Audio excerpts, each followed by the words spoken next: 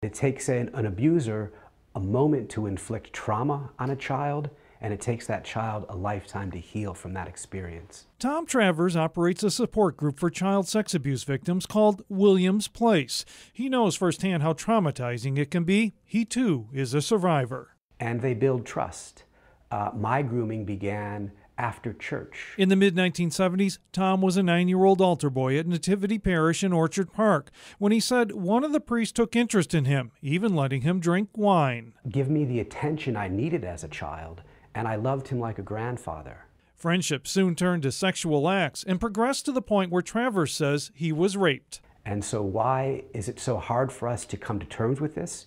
Because someone we care about who has built our trust violates us. At first, he turned to drugs and alcohol to dull the pain. He's now in his 50s. For me to be able to speak about it publicly in this manner, it took me probably 20 years of healing in different ways.